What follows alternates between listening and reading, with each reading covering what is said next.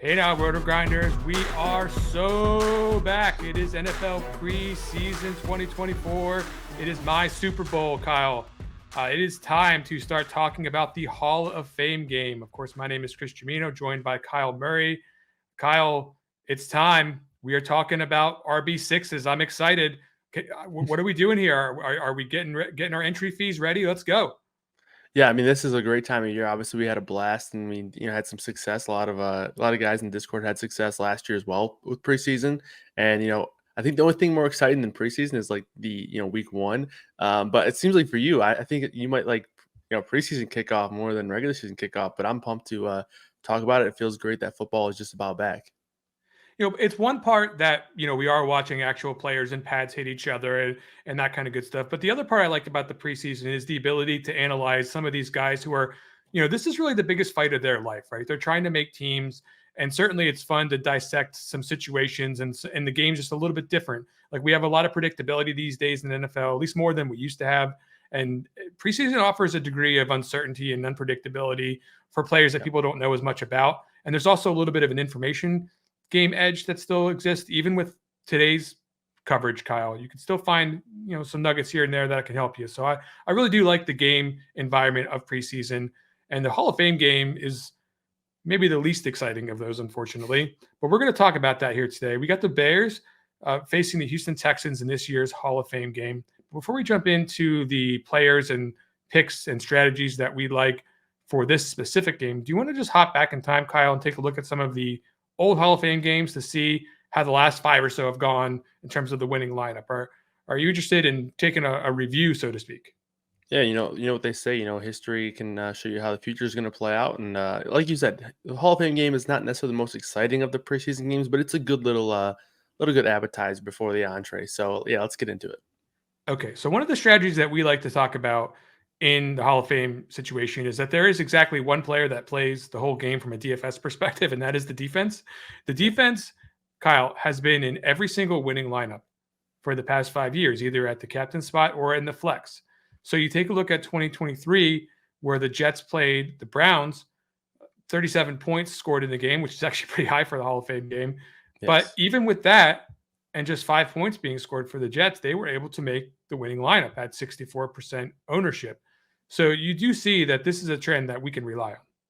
Yeah, absolutely. And in 4 of the last 5 years, both defenses have actually been in the winning lineup. Last year was the first year that didn't happen. And I do think, it is partially due to the fact that everybody is playing both defenses, but, the strategy behind it is sound, right? That's the only spot where, more likely than not, I think that there's a couple of spots last year throughout the entire course of the preseason where we actually had a couple of guys play the entire year. But defense is the one guy, I guess, guys that you can count on being out there all game. So yeah, that's the logic behind it, and they're actually going to end up being some of the cash or core type options for captain options as well. We also see that Greg Zuerlein, the kicker of the Jets, made the winning lineup last year with 5 field goals made. This is another trend that we see is that the kicker is also, of course, playing the entire game and getting his full complement of fantasy points. And, a couple of field goals can do you a lot of good here. Yeah, absolutely. And it's worth noting that obviously we're gonna have to follow the rosters for future teams here, but both teams in the Hall of Fame game only have one kicker. So again, guys who are going to be out on the field or at least having kicking opportunities the entire game. Now, running backs are somewhat popular winners in the Hall of Fame game scenario, and that is for a couple of different reasons. And I think probably the first of those reasons is that we start to see a little bit more. There's fewer running backs on the rosters on these NFL teams, and we start to see some of, because it's such a brutal physical position throughout the regular season, has a lot of injuries in general. They don't like to put their best players out there, and the usage tends to get congested towards the middle back end of the depth chart, right? Like maybe not the stone worst player on the chart. Sometimes it is, but there are definitely players like last year, Demetric Felton, he 9% was his ownership, right? Yep. Like he wasn't the very worst player on the depth chart. He was pretty close to it. But, John Kelly was also 19% owned. This is a situation where we can rely on the back end running backs, right? Yeah, absolutely. And honestly, for both Kelly and Felton, those are pretty low ownership numbers there. So, Abanikande, as you can see at 43%, was a guy who got a ton of steam. He was a preseason darling type player who everyone was kind of excited about coming into the preseason, and they wasted no time to play him at a massive clip, 43% there. So it's definitely a spot where running backs can sort of, especially if you can identify weaker or thinner depth charts, you can definitely find some guys who might stick out a little bit more. Now, the previous season in 2022, the captain, we're just going to throw it out the window. You're probably not going to find a 0.3% owned captain who breaks off a long touchdown in the late stages of the game that's going to win you the contest. Although anything can happen. It is the preseason. It is certainly is some, we're not going to see a whole lot of long touchdowns. I think I'll put you that way, right? That's not the MO of the Hall of Fame game. But we do see some of those other trends we talked about, right? Both defenses are in this lineup. A back end running back is in this lineup. And of course, something we didn't talk about, which we also saw in 2023, the quarterbacks. Now, there are oftentimes at least one or two quarterbacks in the middle of the depth chart that we can rely on. Kyle, how do you feel about quarterbacks in ambiguous situations, though? Because what we see in some of these spots is that we had, a pretty clear option in Dorian Thompson-Robinson 2023. Stidham was probably fairly predictable in 2022. But this year, we're not seeing that kind of predictability. So how do you differentiate the quarterback usage between, hey, we have a good feeling this guy's going to play a lot, to we really have no idea? Yeah, it is difficult. I think a lot of it comes down to, words that you get throughout the process leading up to the game. And hopefully we get some more clarity on both of these situations for this upcoming game. But there's definitely many guys who stand out as options to play more. And sometimes the coaches will come out and flat out tell you. But typically, quarterbacks have an advantageous scenario because they're touching the ball a little bit more, and you can oftentimes predict a little bit more if you don't have word for word what the coach wants to do. It's oftentimes a little bit easier to kind of draw out or map out how the quarterback playing time is going to work. While when you look at a ambiguous wide receiver room, or maybe sometimes even an ambiguous running back room, sometimes it's just difficult to map out how often guys are going to be on the field. It's just easier to do so at quarterback. So they're usually going to be the safer type plays. While a lot of the times when you have an ambiguous receiver room, that's going to lead to some lower ownership there. We're showing these lineups on the screen, rotogrinders.com, YouTube, like and subscribe over there. The 2021 winner was the Steelers defense at captain, which is what we talked about before, with the defense being something that we can rely on. We're going to see these running backs in here again. But one thing that we don't see very often that we do see in this lineup is a starter, Chase Claypool. How do you feel about playing starters in the Hall of Fame game DFS? Well, I mean, hindsight's 2020, but who knows? Maybe this is a image of things to come for Chase Claypool. You get too much playing time in preseason, and then your career slides there. But sometimes I think it's difficult just because of the fact that even if you get word that a starter is going to play, if they're only out there for one or two series, you really need them to probably score a touchdown. I mean, I know last year there's a spot where Andy Reid came out and said in their first preseason game that we're going to play the starters a quarter. It ended up being, I think, 1.5 drives, and everybody played Travis Kelce, and I don't even think he caught a pass. So there's definitely spots like landmines that you can walk into with playing some of these starters, but it's typically not. It's typically not exciting because you think, okay, yeah, the starter can get it done in a quarter or a couple drives, but there's typically guys who just are going to be able to outdo that because of just the lack of playing time from the starters compared to the guys later on in the depth charts. Head back to 2019, you see a quarterback captain, Kurt Benkert, and then, of course, more back-end running backs, two defenses, very similar to what we've been talking about here. 2018, Ravens captain. That was a terrible game, by the way. You've got the couple of quarterbacks in this lineup as well, 3 quarterbacks to be exact, and the defense. So overall, we're seeing this kind of trend throughout the last 5 Hall of Fame games: defense, kickers, quarterbacks, and back-end running backs. Those are, generally speaking, going to be the best plays. And then you're just going to have to hunt and peck for a low-end wide receiver or something else that hits big play, couple of receptions. You don't need much to get to the top of the mountain, but you do have to get a little lucky. So let's start breaking down this year's game. Kyle, no surprise here. Who are your top plays? Yeah, so in terms of the top plays, it's going to be defenses up at the top, and like you said, no surprise. Both of these teams are going to likely not play many of their starters, especially on the Houston side. There, we saw some of their starters get run last year, but that was an entirely different scenario where you were kind of thrusting CJ Stroud into a week one starting role. So you needed to get him some preseason work. He's arguably a top 5 quarterback in the league now. So I would be very, very surprised if they're playing him. And then you look at all of the receivers that they have there. Tank Dell's coming off of an injury. Nico Collins just got paid a ton of money. Stephon Diggs is a veteran. So there's not really a need to play with these guys. So for me, it's going to be a very clear situation where we're looking at the tier 1 guys, or I guess the top tier guys being the defense. And then behind them is going to be the kickers. So I think it's going to be pretty straightforward there. And then after that, it's just more so there's maybe 2 other really, really strong plays. And after that, it's going to be looking for some tournament darts to maybe find your Nate Cottrell that might catch a long touchdown or whatnot. Yeah, totally agree there. It's, not the best quarterback situation in Hall of Fame game history that I can recall.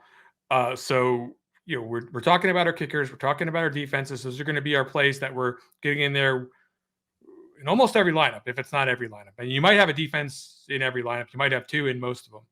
But the quarterbacks that are playing this year, Kyle, don't think we're going to see too much Caleb Williams. Maybe we'll see a drive. Probably not going to see any CJ Stroud. So let's start with the Bears. Who the hell are these guys? We got Tyson Bagent, Brett Rypien, Austin Reed. What are we doing with the quarterback position on the Bears? Yeah, so Bagent was a guy who came out of almost nowhere last year and was really able to secure this QB2 job with some really strong preseason play. And we saw him get a couple of starts there when Justin Fields was hurt. And for me, I think he's sort of solidified himself as the quarterback 2 in the spot. There are some murmurs of him and Rypien fighting for that QB2 role, but in my opinion, I think it's going to be Bagent pretty clearly, and I think that's going to lead to less playing time this year for Bagent. Rypien is a guy who we've seen bounce around all over. I don't think he's an exciting player, and I don't think it's a spot where we need any more scouting done on him. So this is a spot where I think Austin Reed could actually see some time on the field. He's a young guy from Western Kentucky who put up some good numbers in college. He doesn't necessarily fit the bill of this immense talent, but neither did Tyson Bagent. And, they gave a lot of preseason work to Bagent last year. So I wouldn't be surprised to see them go back and do that here with a guy like Austin Reed. So Reed is the guy that I'm looking into the most here for the Chicago offense. Okay. On Houston, we do have some familiar names. We have Davis Mills, Case Keenum behind Stroud, who we don't think is going to play. Of course, anything we say, we're recording this a week before the damn game, Kyle. We're on our game. We're ahead of it. However, things could change. We could get news. We could get reports. If this is wrong, just shut up and go to rotogrinders.com and get the actual information that we're going to update on the site, on the article. Stop complaining. Okay. But anyway, CJ Stroud, we're not expecting him to play right now. Davis Mills, Case Keenum, Tim Boyle are the names. What are we doing with this mess? Yeah, it's definitely a mess. That's for sure. For me, the first, gut instinct again. Hopefully, we get some more news. I'm sure we will. D'Amico Ryans was a guy who gave us a lot of information last year, so I'm certain that we'll get some sort of takeaway from what we're going to get from the quarterbacks here throughout the preseason for Houston. But my gut instinct is that we won't see a ton of Case Keenum. I think he's going to be the guy who's more likely to be the backup to CJ Stroud, and he's the the safe option. He's the guy who we've seen enough of Case Keenum. We don't necessarily need to get a ton of evaluation done. Tim Boyle, I think, is a guy that is here just strictly for preseason. He won't be on the team come regular season, but Mills is the guy who I think they might actually want to see a little bit. So for me, it's going to be I'm mostly assuming that Keenum will probably play a quarter, and then Boyle and Mills will probably split the rest of those 3 quarters. And I wouldn't even be surprised if Boyle maybe just plays the last 2 quarters just because they want to avoid any kind of injury there. I think it's pretty ugly, though, in terms of predicting the playing time there, especially if Boyle's the guy, because I think Boyle is very, very bad. But that's what preseason's all about, right? Oh yeah. We just rattled off 6 guys, right? So like I said, the situation is not quite as clear between these 2 teams at quarterback, but I think it's fair to say there's a pretty good chance one of these quarterbacks is going to end up on the winning roster. And like I said, check out the article that we're going to post on rotogrinders.com. We'll probably have some more information by the time this game kicks off. And hopefully we can lead you in a more clear direction in who we like at the quarterback position by that point. Now, at the running back position, Kyle, I do think we might have a little bit more of a clear picture of where we want to go. The Texans side has a few more backs than the Bears side, but there is a couple of players on this Texans roster that are interesting. What are you looking at here for the running backs? Yeah, so I think it's pretty obvious that Mixon probably isn't going to play. He's actually been banged up a little bit, and he is new to the team, so I guess they could potentially have reason to play him there. But yeah, I think we see Mixon just flat out sit and end up in street clothes if not, he plays a series or two at most. Pierce is a guy who I could see getting some work just because of the fact that he's still a young guy who is theoretically competing for a job there, and they also has the special team kind of thing going for him. So him and Daria Agumbawale are both going to be important special teams players. Agumbawale is one of their better special teams guys, and then Pierce is likely to be their kick returner. So these guys I feel like are pretty secure on the roster. So I don't think we'll see a ton from them. After that, that leaves Jawar Jordan, J.J. Taylor, British Brooks, and Cam Akers, who I don't think we'll see as he's returning from injury, and he just got signed 2 days ago. So for me, that Jawar Jordan is the top guy in this running back room for me. Drafted this year. He's a guy out of Louisville who had a ton of success in college. Did get banged up a little bit last year, but he seems fully healthy, ready to go. I think he's going to be the guy to lead this room. And then, you definitely don't mind taking shots on Taylor or Brooks behind him. Brooks is also a rookie coming into the season, but Jordan's definitely the preferred guy for me in this Texans backfield. Yeah, I mean, look, J.J. Taylor's been on the preseason list forever at this point in time. We know what he does. He catch a couple of passes in the Hall of Fame game and get you there. So I definitely wouldn't hate that. But Jordan is definitely the guy. He's going to draw the most attention too, I think. I think by the time that this gets out and all the content comes out across the industry, we're going to start seeing people pointing in the direction of Jordan. So I don't mind pivoting off that. But at the same time, he is the highest probability play as we sit here today. Now on the Bears, Kyle, who the hell is Ian Wheeler? And what's going on here with it? Who's even going to play for this team? Yeah, so again, I'd be very surprised if Swift plays. He has the history of injuries in his past. Herbert and Roschon Johnson, played a lot last year during the regular season. Johnson, I feel like he was a guy who played a good amount in the preseason as well, but they don't really need to see anything from these top three guys, right? After that, it leaves Travis Homer and Ian Wheeler. So just them having two guys, again, we're still a little, about a week out from this game. So they could also still sign somebody just to have a body out there. So keep that in mind as well. But, even if they don't sign somebody, that leads me to believe that maybe Roschon Johnson does play a little bit. But regardless, I think Ian Wheeler is going to be the guy to potentially handle a lot of work for this Bears offense. And that's obviously a really important thing for preseason is just volume and touches in general and playing time. Wheeler is a guy who we don't have a ton of information on. He's an undrafted guy from Howard. Looking up some highlights from him, and it looks like he's playing on a high school field. So that's about what you get from preseason. But yeah, I think he's going to be a guy. If the roster stays like this, I think he's going to be a guy who gets a lot of touches here. Yeah, just radio's theater of the mind, Kyle. So just picture the backdrop of like a mountainous wooded area, like the greenest trees you've ever seen in the freshest air you can imagine. And then just imagine a guy running at extremely fast speeds down the sideline right in front of your face, in front of like a deer. And like, he's running alongside the deer even. He was running pretty good there on the kick returns. Yeah. He was a returner at Howard. And Ian Wheeler busted a long touchdown run in camp here this week, Kyle. So, yeah, there you go. Maybe not the worst play in the world, especially not because he passes the one test that we care about in preseason across the board. He's going to be on the field in all likelihood, and that's a big thing. So, looking at Ian Wheeler as a possible good play here in the Hall of Fame game. The wide receiver position, not so clear, Kyle. Let's talk about the Bears. Yeah, this one's quite the headache here for the receiving room. There's also a possibility that Rome Odunze just doesn't really play, and if he does play, it's certainly not going to be a lot, in my opinion. There's just no need to have him out there. You can also say a similar thing for Tyler Scott, who has had a decent success kind of connecting with Caleb Williams so far early on in camp. So I feel like those top four guys are pretty locked into their roles. Velus Johnson's a returner, so we kind of know where he's going to stand. He's going to make the team and likely return kicks for this team. So after that, you have a host of guys who some of them we've seen, some that we haven't. Webster had a couple of good games in the preseason last year. Colin Johnson's been a guy who's had some big games in preseason and in regular season, but he's dealt with a couple of brutal injuries.